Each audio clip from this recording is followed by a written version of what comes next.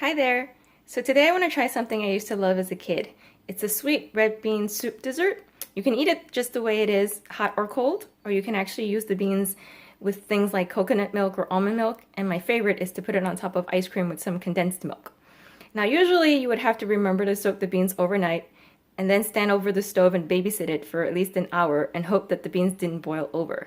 So what I want to try today is to use the Instant Pot to achieve the same results in a lot less time and maybe make the process a lot easier. So here I have 1 cup of dried red beans. Now they're going to be rinsed, but I'm not going to soak them. Next to that, there's a stick of brown sugar. If you don't have a stick of brown sugar, you can probably use regular brown sugar. If you want to look for these sticks of brown sugar, they're available in most Asian grocery stores. And then there's water. Now typically it's a 1 to 6 to 7 ratio. So you use 1 cup of red beans to about 6 cups of water. But since the Instant Pot retains most of the moisture when you cook, I'm going to start with about 3 cups of water because I don't really want a very liquidy substance at the end. So since this is my first time using the Instant Pot to make the beans, I'm just going to use the pre-programmed bean setting and let it do its thing. So I'm going to put everything in the pot except the sugar and then let it do its work and see what happens.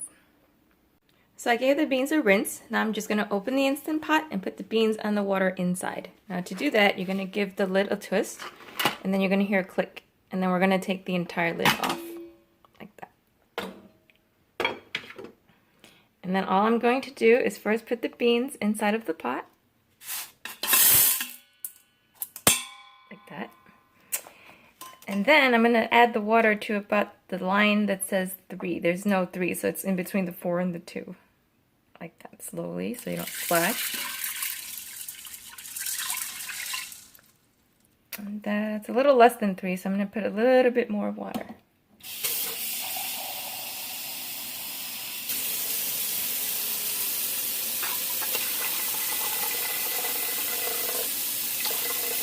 That should do. I'm not going to add the sugar yet because that's something I learned as a child, is if you put the sugar in with the beans, it's going to take it a lot longer to soften.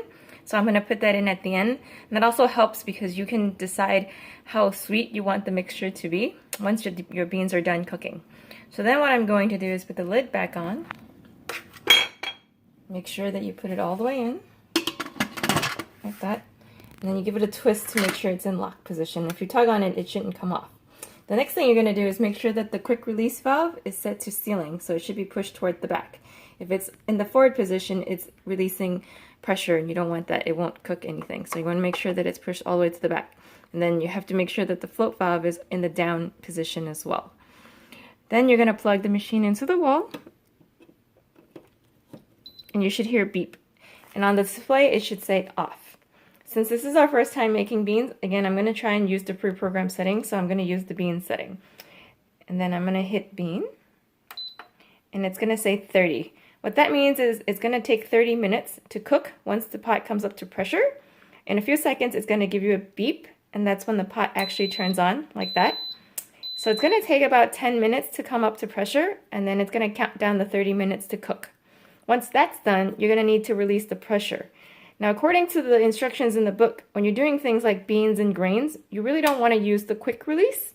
So what we should do is let it naturally release, only because beans and grains produce a lot of foam. So if you do the quick release, a lot of that foam can shoot out of the top vent, and that could be a very dangerous thing. So what we're going to do is let it cook. So again, about 10 minutes to come up to pressure, about 30 minutes to cook, and then maybe another 30 minutes to naturally release the pressure. And the way you know that all the pressure has been released is that float valve at the top, it's going to come up to the top once the pot is come up to full pressure, but it's going to go back down once all the pressure has been released naturally. So we're going to wait until that goes back into the down position before we open the pot. So what I'm going to do now is go away for probably 30-35 minutes to see if the pot is done cooking, and then I'll let it naturally release, so that's another 30 minutes. So it took about 10 minutes for the pot to come up to pressure, and then it took another 30 minutes to cook the beans. So what's happening now is it went into a keep warm mode, and the clock is counting up. What's also happening is the pressure is being released naturally from inside the pot. So you can tell that the float valve is still way at the top, so a lot of pressure is still inside. But we don't want to use the quick release because there's still probably a lot of foam inside because of the beans. and that could be a little bit dangerous because the foam will be very hot, and when it shoots out of the valve, it's also kind of messy. So we want to let it do it naturally. But I wanted to point out that when this was cooking, it was so quiet and it was not generating so much heat that was a really cool thing to have. And the best part is I didn't even have to worry about anything boiling over on the stove. Actually, I found myself checking on it a few times just to make sure something was happening.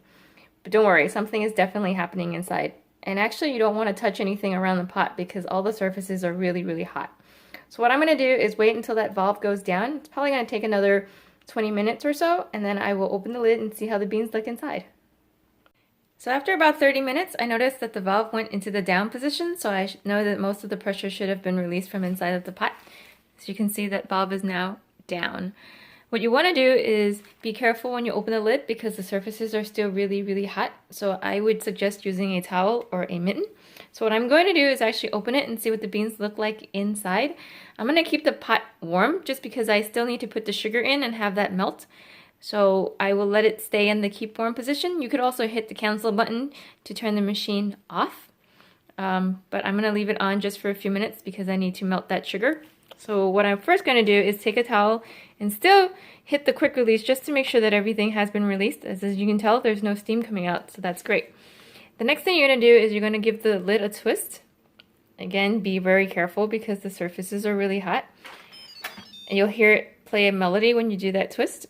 And then be careful because the steam coming out of that pot is also still very hot, and there could be some liquid on the lid, so you don't want to burn yourself. So just make real careful when you do that. And you see all that water on that lid? You don't want to burn yourself with that because it's really, really hot. And then set that aside somewhere safe where you're not going to drop it. Okay. And then what we're going to do is take a stir and see how the beans look. And as you can tell, the beans are soft but still intact, and that's exactly what I want because I'm going to be using it with milk or ice cream. And as you can tell, these are now very soft but still intact. So what I'm going to do is drop the sugar in there and give it a stir and let the sugar melt. So I noticed once I dropped the sugar into the pot, it didn't really melt. So what I'm going to do is hit the cancel button and then use the manual setting to make it cook for 1 more minute. So what's going to happen now is it'll come up to pressure and then it'll cook for a minute. That'll definitely melt the sugar and also probably cook the beans a little bit more, hopefully not too much. So once that's done, I'm going to open the lid and scoop some out and give it a try and then let you know what I think. So I let the mixture cook for another minute and then I hit the cancel button. After that, I used the quick release to release the pressure from within the pot. You could probably let it do natural release, but that's going to take a little bit longer and the mixture will probably cook down a little bit more. Since I wanted some whole beans, I decided I wanted to do the quick release. If you do that, do be careful and maybe put a towel over the valve so the steam doesn't shoot everywhere. And since it's still very hot, you don't want to put your hand or your face anywhere near that steam. So what I noticed is the beans might be not as sweet as you would want it as a dessert by itself. So you probably want to put a little bit more sugar if you're going to eat it just the way it is. And that's perfectly fine. You can have it warm or you can let it chill in the fridge for a few hours and then add some coconut milk or some almond milk to it. But my favorite is to put it over ice cream with some condensed milk. So at the end of the video, I'll show you some of the things that I do with this sweet bean mixture. I hope that you enjoyed the video and I hope that you give some of these desserts a try. So thank you for watching and I hope to see you again soon. Bye!